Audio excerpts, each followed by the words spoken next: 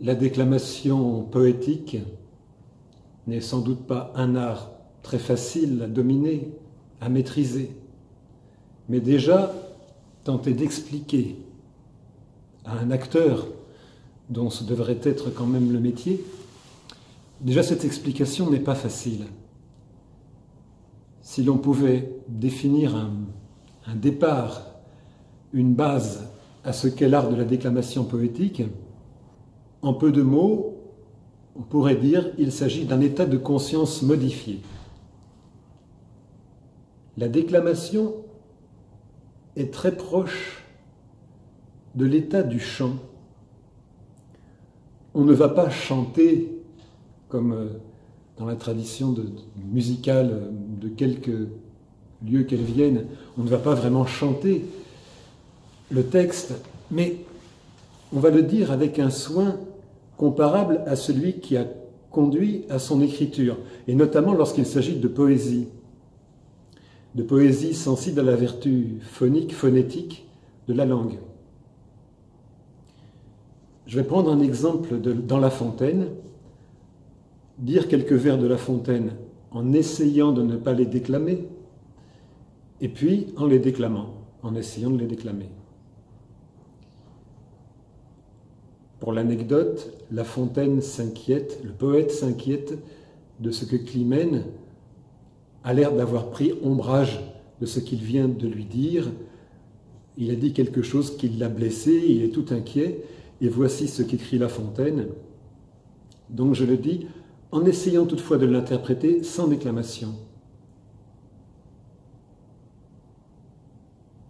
Ah, Climène, j'ai cru vos yeux trop de légers. Un seul mot les a fait de langage changer. Mon amour vous déplaît. Je vous nuis, je vous gêne. Que ne me laissiez-vous dissimuler ma peine? Ne pouvais-je mourir sans que l'on sût pourquoi? Vouliez-vous qu'un rival pût triompher de moi? Tandis qu'en vous voyant, il goûte des délices, vous le rendez heureux encore par mes supplices. Il en jouit, Climène, et vous y consentez. Vos regards et mes jours par lui seront comptés. Voilà, ça n'est pas une interprétation bien géniale, mais on voit la déception, le désarroi, l'inquiétude de l'amant qui n'a déplu à sa belle. Maintenant, je vais essayer de vous dire la même chose, mais dans l'état de conscience modifié que l'on appelle la déclamation, qui est avant tout une hypersensibilité aux moindres éléments du langage. Il faut faire en sorte que le chant ne soit pas mangé par la signification. Le poète a trop travaillé, il a pris un trop grand soin de l'agencement de chacune de ses syllabes, à travers la recherche phonétique, à travers la maîtrise syntaxique, l'économie lexicale. Donc il faut essayer de lui rendre cette justice, sans affectation, aussi fidèlement que possible à son travail.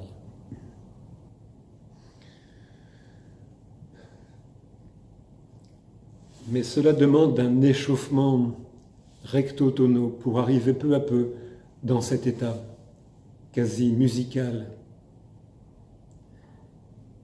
Et puis nous sommes trop habitués aussi à l'usage du microphone, à la proximité, au ton plus neutre qu'autorise cette proximité du micro. Trop habitués pour que la déclamation ne nous semble pas parfois choquante.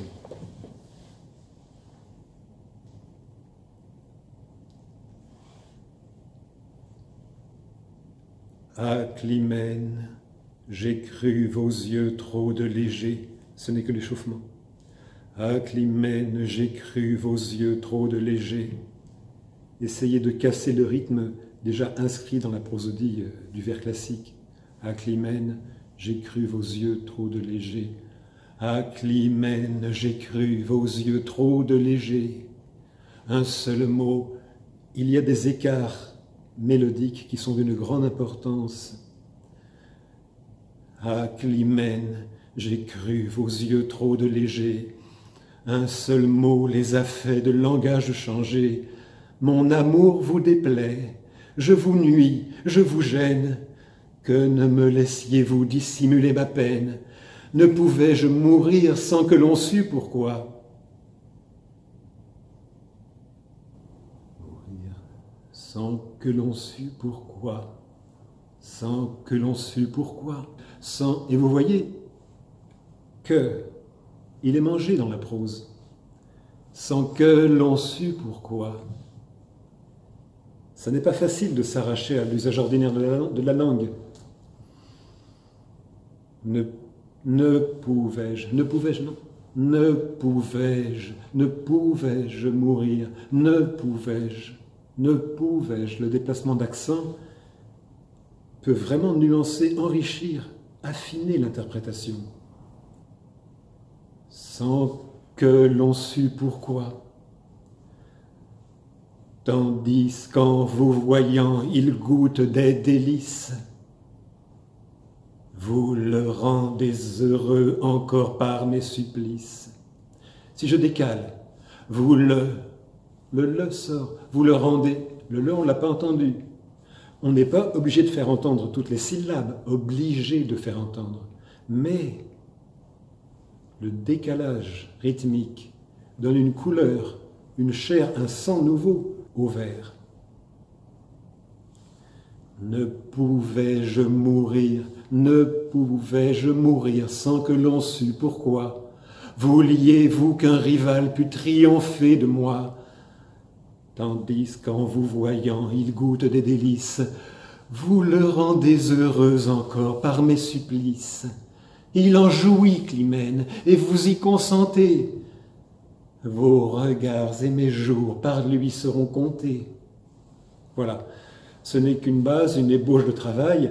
Après, bien sûr, tout le travail de l'interprétation, que je n'ai pas fait, mais qui est tout à fait intéressant, peut être commencé, mais sur cette base de l'état de conscience modifié, qui fait qu'il n'y a plus de cloisonnement entre la langue prosaïque ordinaire et le chant. Mais seulement, le chant est à la déclamation ce que les plus hauts sommets alpins, les reliefs les plus prononcés, sont aux montagnes, aux courbes du Massif central. Voilà.